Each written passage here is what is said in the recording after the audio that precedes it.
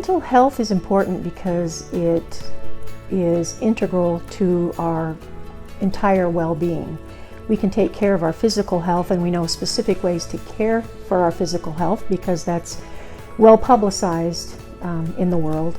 Mental health is not as well publicized, but what it means is being able to take care of ourselves emotionally, being able to manage stress, being able to have healthy relationships with other people, being able to handle things that are difficult, like the losses in life, and handle them in such a way that we can deal with the issue head on and continue functioning in our life and give ourselves room to grow and to develop ourselves as we deal with difficult times.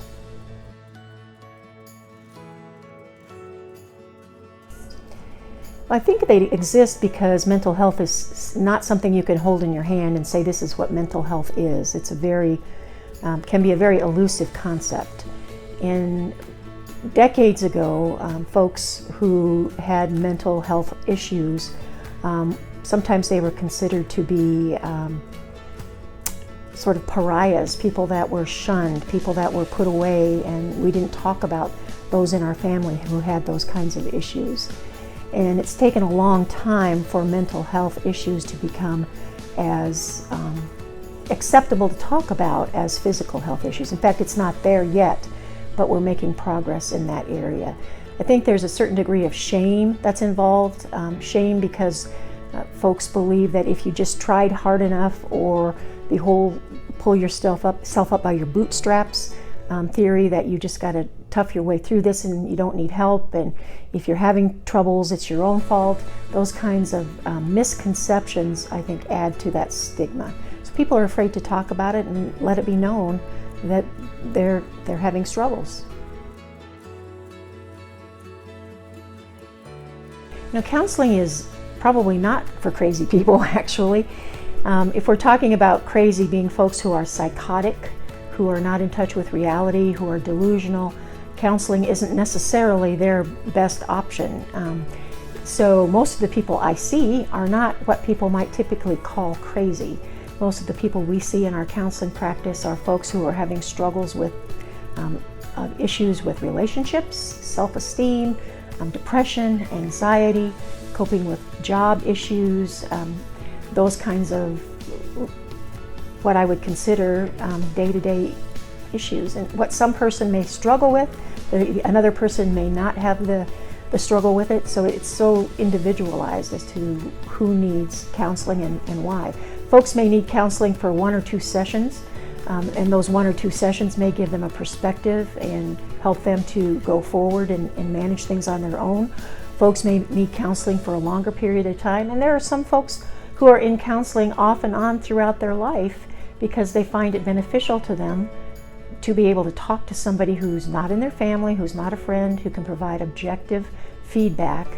And that's, I tell my counseling clients when we finished that I would like them to think of me much like they think of their general practitioner, their regular doctor, that if they have something going on and they need to check in with their doctor about an issue, the same goes for me. I'd like them to check in with me, and it might just be a 1-session thing or a phone call that helps them get back on track again. And that's where dealing with the stigma is important, to let folks know that seeing a counselor really is no different than seeing their regular medical doctor in terms of, but it's dealing with different issues.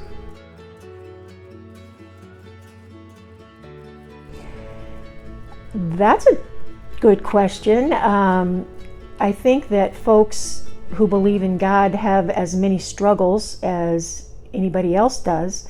Sometimes they start to question their relationship with God if things are not going in the direction they think they should be going.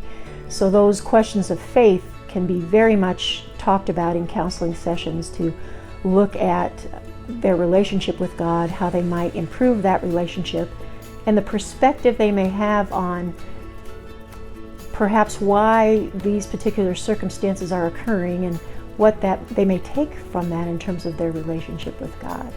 So ultimately, yes, I think having a good relationship with God can help you get through your issues. But God has also prepared and placed counselors on this earth to be able to assist Him in helping His children get through the difficult times of their life.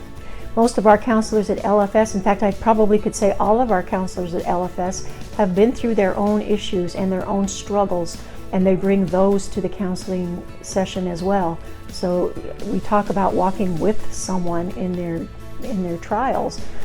We are not the above all experts in what a particular person should do, but we can share our knowledge and our experiences with them and hope that they're helpful to them.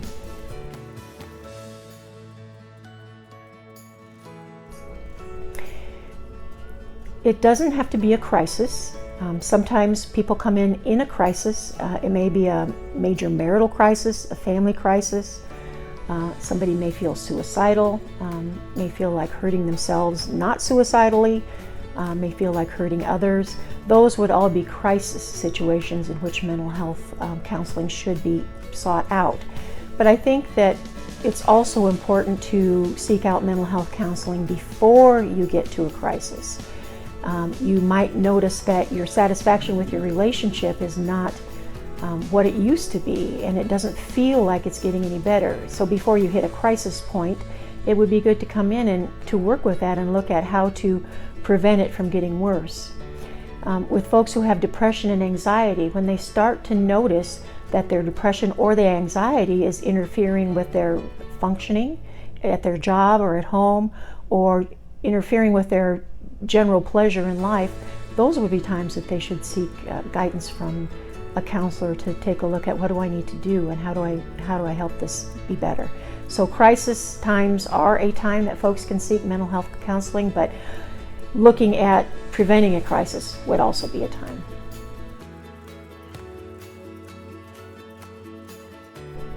I think it's a good idea. Many people have an annual checkup with their doctor, and their doctor will listen to their lungs and listen to their heart and maybe do some basic lab tests and have discussions with them about how they're feeling. Same is true for mental health. You can come in once a year or once every couple of years and talk about what's been happening in your life, how you feel you're coping, areas in which you feel that things aren't going so well. We can do some screenings also like doctors do, only we don't use physical tests. We use some screening tests to look at depression and anxiety, those kinds of things, stress levels, to get an idea of where you're ranking and what you might like to do differently. It doesn't have to be more than a one-session checkup, or with that one-session checkup you may get enough information to be able to go out and manage things, or you may set up another counseling session to go from there.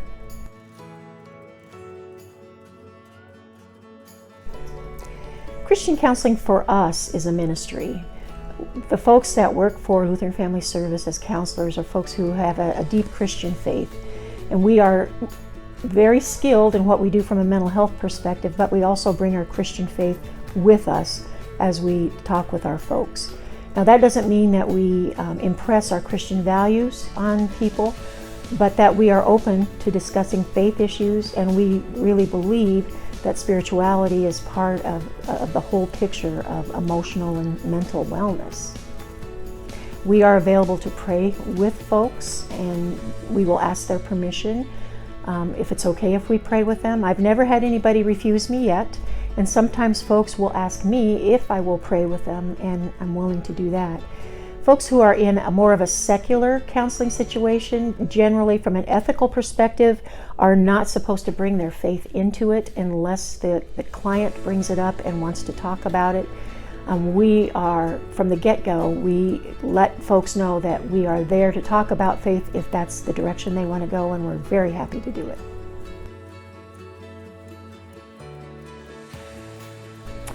We sometimes we'll get referrals from pastors. They will be doing counseling with someone and then feel like it's gone beyond what they're able to do, so they'll refer to us.